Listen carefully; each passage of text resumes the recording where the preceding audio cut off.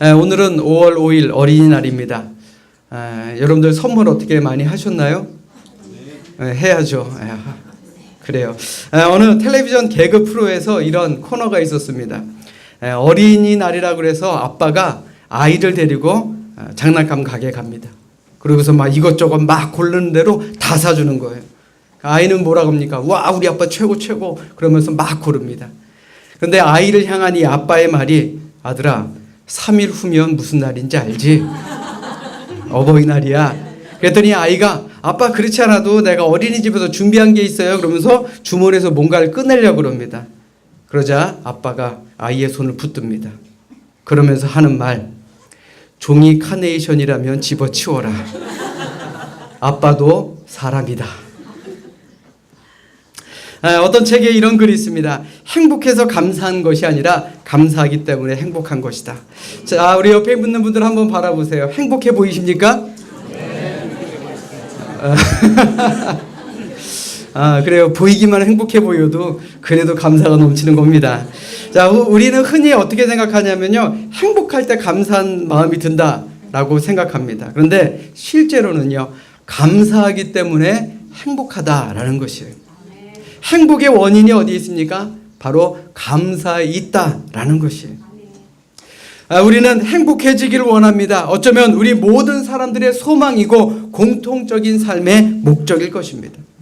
그래서 행복하세요, 복 받으세요 이렇게 인사하는 이유도 바로 행복한 삶이 가장 큰 소원이며 또 바람이기 때문일 것입니다. 자, 그렇다면 어떻게 해야 행복해집니까? 한 가지 대답밖에 없습니다. 감사하십시오. 그러면 행복해집니다. 자, 우리 옆에 있는 분들에게 이렇게 알려줍시다. 감사하세요. 그러면 행복해집니다. 그래요. 이거 계속 많이 시켜야 돼요, 진짜. 우리가 감사할 때 우리의 마음에 행복이 차고 넘칠 줄로 믿습니다. 자, 오늘도 은혜로운 찬양으로 하나님과 우리 모두를 행복하게 만들어주신 우리 실로암 찬양대, 우리 감사의 표현을 합시다. 은혜로운 찬양 감사합니다. 행복하게 해주셔서 감사합니다. 자, 이 시간 우리 성경을 높이 들고 우리의 믿음을 고백합시다. 우리 성경을 높이 듭니다. 함께 고백합니다.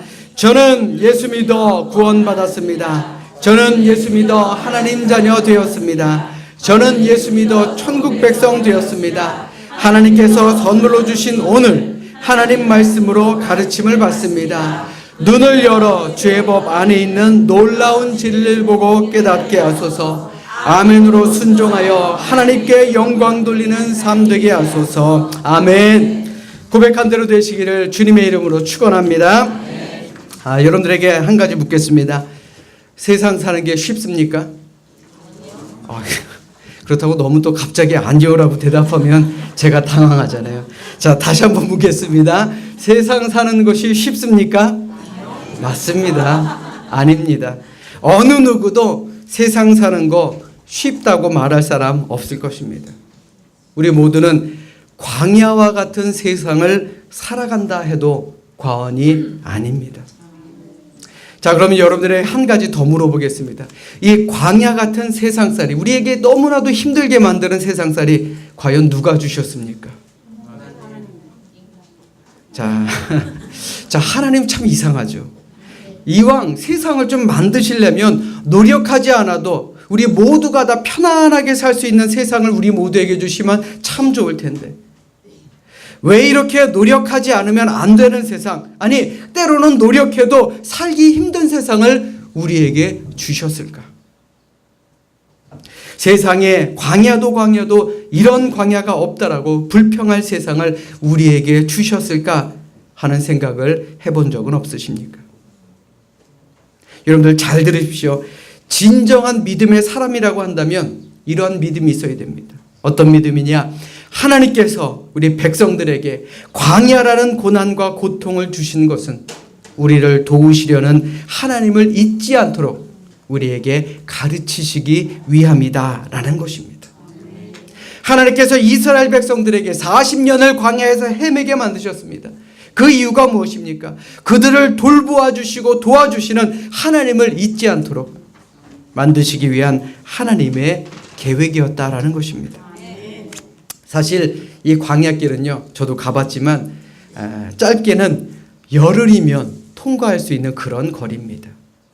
그러니까 차를 타고 가면요, 하루 길도 안 되는 거리예요. 금방 지나가는 길입니다. 그런 짧은 길을 이스라엘 백성들이 40년이라는 기간 동안 빙글빙글 돌면서 고생을 시킨 이유가 바로 하나님께서 그 백성들에게 복을 주시기 위함이었다라는 말입니다. 그 복이 어떤 복입니까? 바로 복을 주시기 위한 그 고난 가운데 깨닫도록 만드시는 하나님의 복이었다라는 것입니다. 그러므로 광야의 고난이 가르치는 교훈은 광야를 지나감으로 말미암아 우리 인간의 허약함과 한계를 절실하게 깨달으라 라는 것입니다. 광야를 지나가게 하셔서 내가 가지고 있는 이 힘, 내 능력은 보잘것없는 것이다 라는 것을 깨닫게 만드셨다라는 것이에요. 결국 이스라엘 백성들은 어떻습니까? 자신들의 한계를 깨달은 다음에야 하나님만을 바라보며 사는 그런 삶을 살게 되었다라는 것입니다. 이제 가나안 땅을 눈앞에 두고 모세는 이스라엘 백성들에게 이렇게 선포합니다. 가나안 땅에 들어가서도 하나님을 바라보고 그 은혜를 기억하라. 여호와를 기억하는 것이 앞으로 가나안 땅에서 우리의 삶의 든든한 정신적인 믿음의 기반이 될 것이다. 여호와를 기억하는 것이 앞으로 우리의 삶을 더욱더 풍성하게 만들어 줄 것이다. 오늘 본문 11절의 말씀에 보시면 내가 오늘 내게 명하는 여호와의 명령과 법도와 규례를 지키지 아니하고 내 하나님 여호와를 잊어버리지 않도록 삼갈지어다 라고 말씀하고 있습니다. 아마도 당시 이 말씀을 듣고 있던 이스라엘 백성들은 아이고 무슨 그런 말씀이 있느냐라고 했을 것입니다. 아이고 잊을 것이 따로 있지 어떻게 우리가 하나님의 은혜를 여호와 하나님을 잊겠느냐라고 장담했을 것입니다. 생각해 보십시오. 출애굽한 것이 기적 아니고 무엇입니까? 지난 40년 동안 광야 생활을 견딘 것, 이것이 기적이 아니고 무엇이겠습니까? 그 많은 사람들이 아침마다 하나님이 내려주시는 만나를 먹고 살았습니다. 낮에는 그 장렬하는 태양빛을 구름 기둥으로 막아주셨고요. 또 밤에는 불어오는 사막의 추위를 불기둥으로 이겨낼 수 있도록 만들어 주셨습니다. 하나님 때문에 자기들이 광야 생활을 할 수 있었다라는 사실을 그들은 정말 잊지 않을 수 있었을 것입니다. 그런 그들에게 그러나 모세는 지금 힘주어 강조하며 말합니다. 내 하나님 여호와를 기억하라.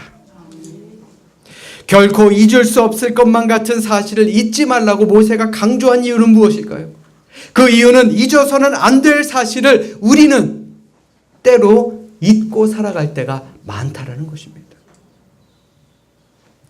오늘 본문 12절에서 14절의 말씀을 보시면 네가 먹어서 배부르고 아름다운 집을 짓고 거주하게 되며 또 내 소와 양이 번성하며 내 은금이 증식되며 내 소유가 다 풍부하게 될 때에 내 마음이 교만하여 내 하나님 여호와를 잊어버릴까 염려하노라. 무엇이 걱정이라 그랬습니까? 하나님을 잊어버릴까 봐. 너무 평안해서 많은 것을 소유하고 있어서 하나님을 잊어버릴까 봐 그것이 걱정이라는 것입니다. 선교학자들의 연구조사에 의하면 기독교 신앙이 부흥한 나라의 경우 국민소득과 이 교세가 상당히 밀접한 관계가 있다고 합니다. 그러니까 대체로 국민소득이 5,000불 이상 그 정도까지 되기에는 교세가 급격하게 증가한다 합니다. 그러다가 국민소득이 5,000불이 이제 넘어가게 되면 그 증가율이 완만해진다는 겁니다. 자, 그런데 국민소득이 1만 불이 넘으면 어떻게 되느냐? 그때부터 하강곡선을 그리기 시작한다는 것이에요. 자, 여러분들에게 묻겠습니다. 우리나라 국민소득이 얼마인가요? 3만 불이죠.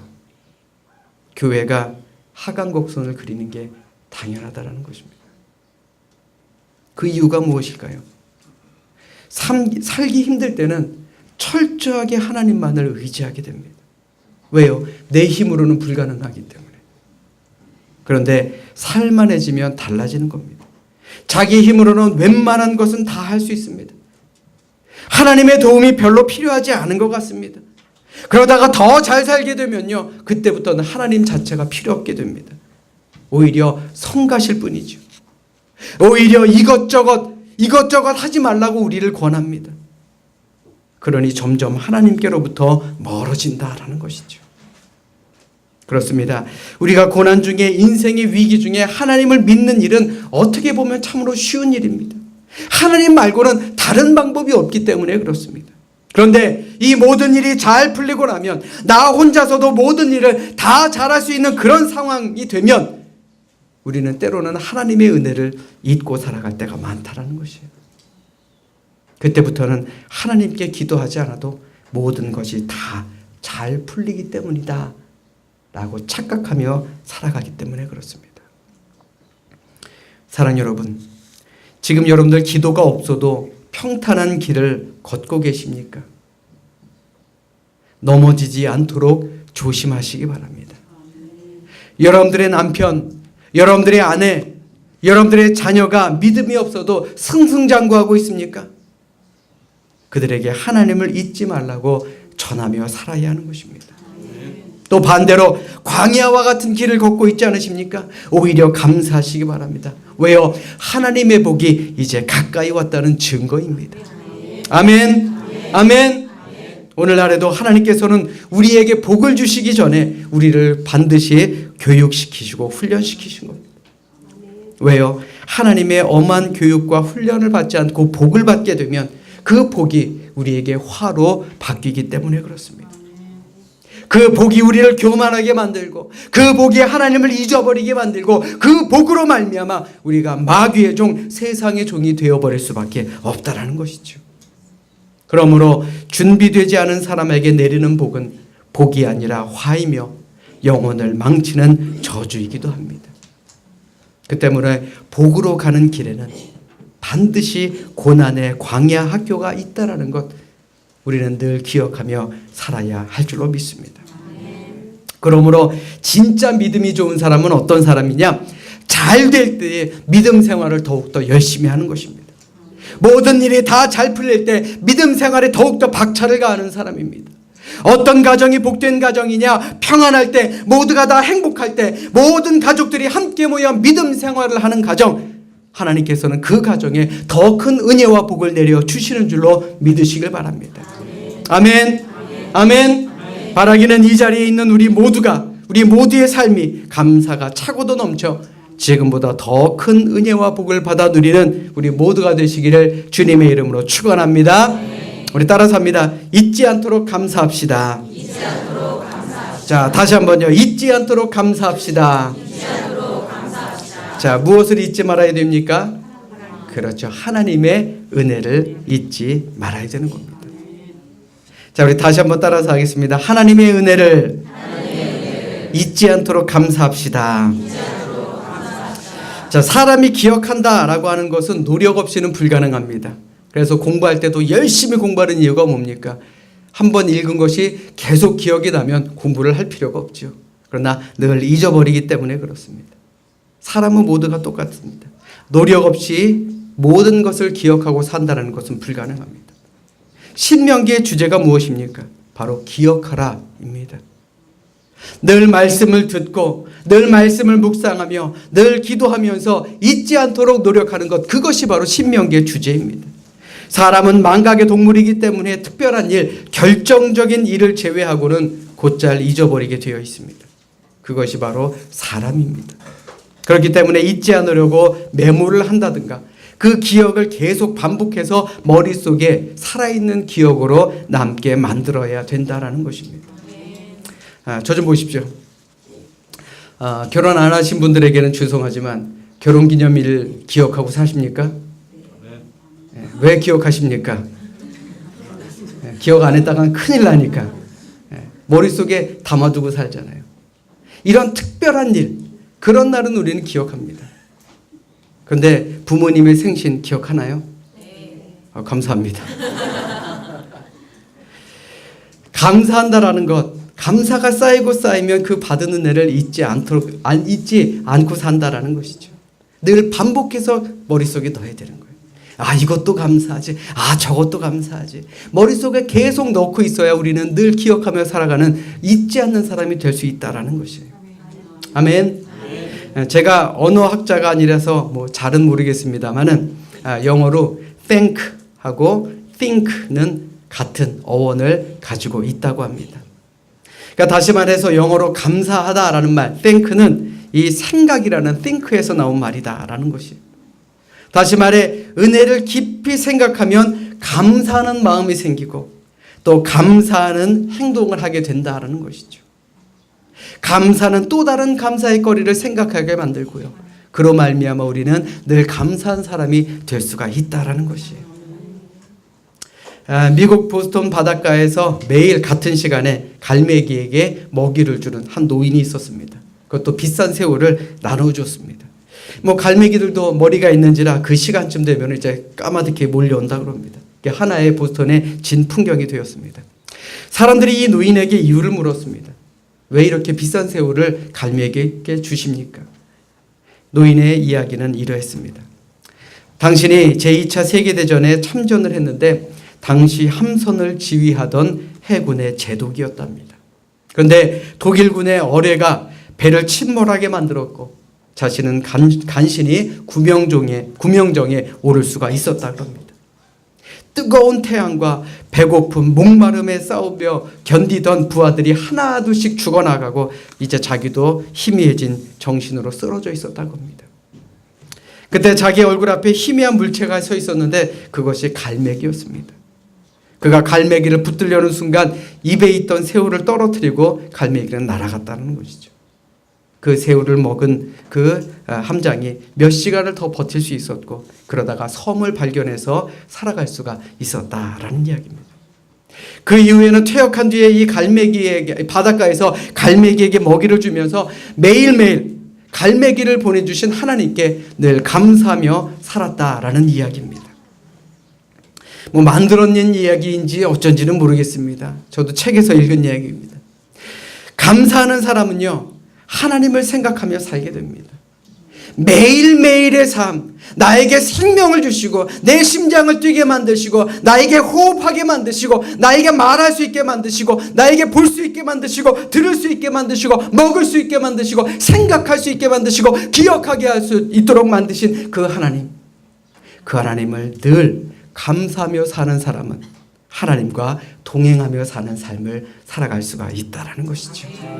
사랑하는 여러분, 늘 감사하며 사심으로 하나님을 생각하시고 그로 말미암아 하나님과 동행하며 사시기를 주님의 이름으로 축원합니다. 우리 본문 16절의 말씀 자막으로 준비했습니다. 우리 같이 읽겠습니다. 시작.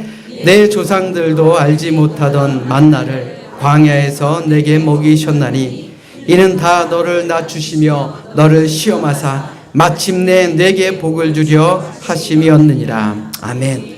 자, 여러분들 잘 들으십시오. 이게 하나님의 궁극적인 뜻입니다. 하나님은 우리에게 어떤 분이냐? 복을 주시기를 원하시는 분이에요.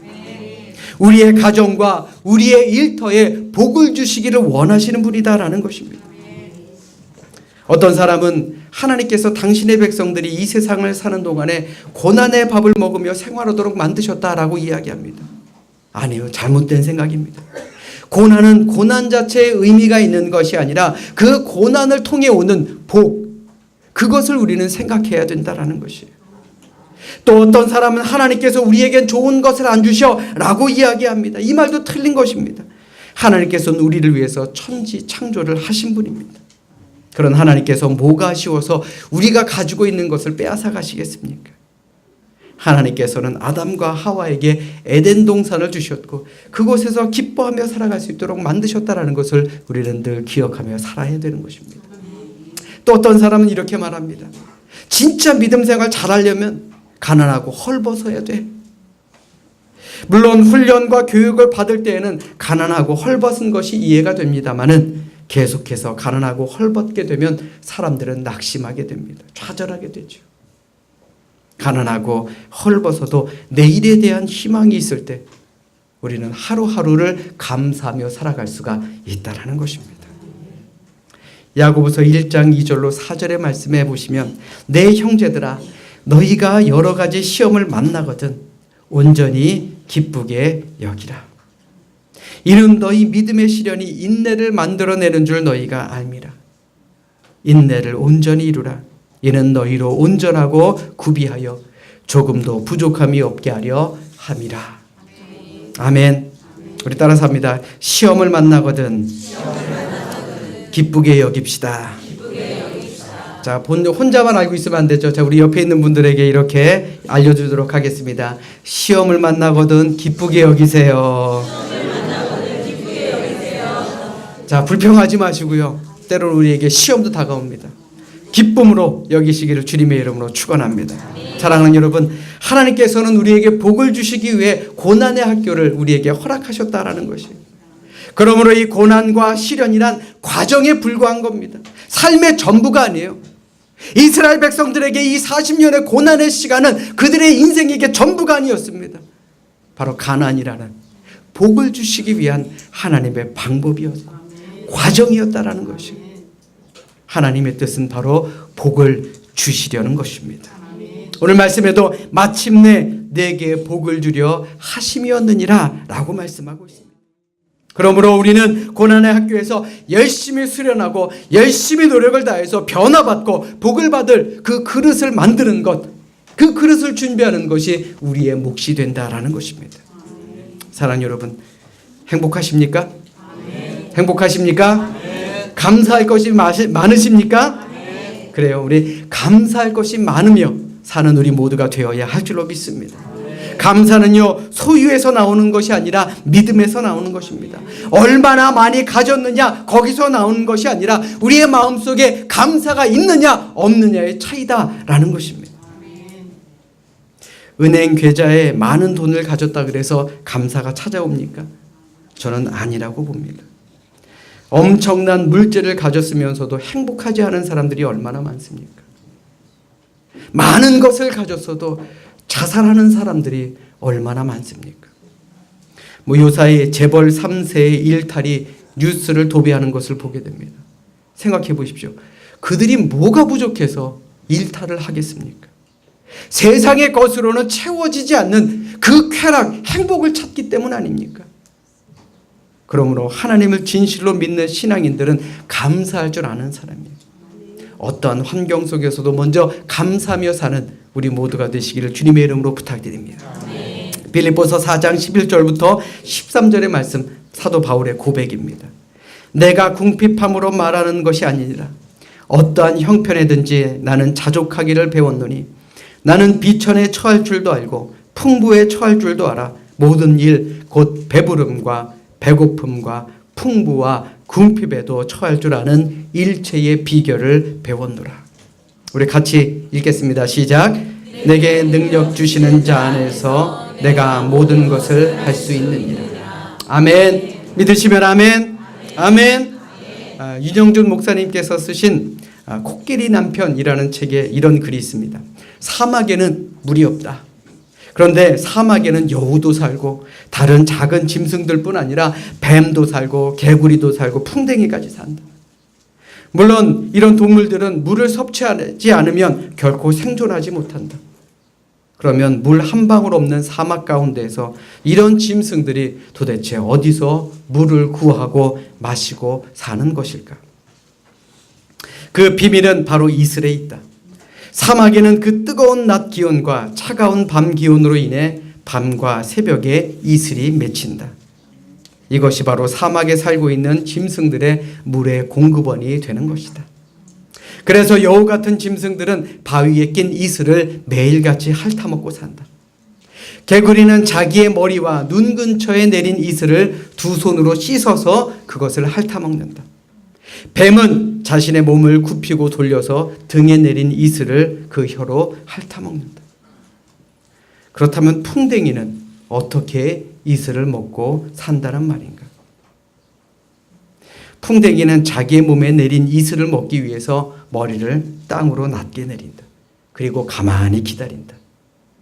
그러면 자기의 등에 맺혀있던 이슬이 머리 쪽으로 주르르 흘러내려온다. 이렇게 이슬이 흘러서 입 근처에 오면 풍뎅이는 그것을 빨아먹는 것이다. 여러분들 어떠십니까? 하나님께서는요, 생명이 살 수 없는 그런 상황 가운데서도 생명을 두셨습니다. 인간이 알지 못하는 하나님과 동물 간의 은밀한 생존의 길을 하나님께서는 동물에게도 주셨다라는 것이에요. 마찬가지로 뜨거운 해가 차가운 달이 만들어내는 고난과 그런 고난 같은 인생, 그 사막 같은 인생 가운데서도 나름대로 하나님의 축복이 있다라는 것입니다. 이 시대는 참으로 살기 힘든 어려운 시대라 그러죠. IMF 때보다도 더 살기 어려운 그런 상황이라고 합니다. 그런데 여러분들 잘 들으십시오. 이 사막과 같은, 광야와 같은 그런 메마른 상황 가운데서도 나름대로 하나님께서 주시는 복이 있다라는 것입니다.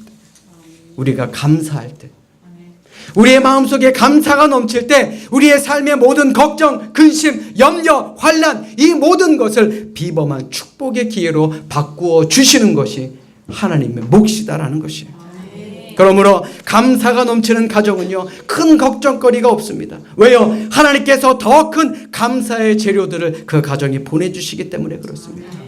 감사하는 사람은 미래를 불안해하지 않습니다. 하나님께서 그의 미래를 인도해 주실 줄로 믿기 때문입니다.